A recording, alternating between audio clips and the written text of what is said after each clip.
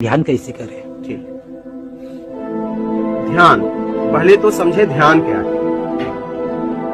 ध्यान, जब मुझे कुछ चाहिए तो ध्यान घटित हो जाता है। तो ध्यान तो स्वतः अपने आप घटित होता है, ध्यान करना नहीं है।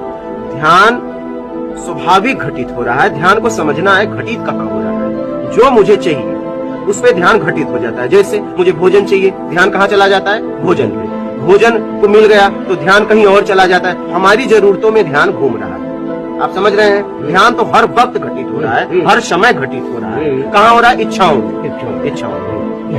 ठीक है, तो अब आप चाहते हैं कि परम ध्यान जो है आपको घटित हो, जो आपको प्रसन्नता दे, तो निर्विकार होने के लिए आप धारणा बनाइए। पहले आपको धारणा करनी पड़ेगी। चाहिए में ध्यान घटित होता है। तो आप देखिए, जो आपको चाहिए धारणा बनती है, ध्यान घटित हो जाता है। धारणा, ध्यान, समाधि, तुम ब्रह्म। समझ रहे हैं?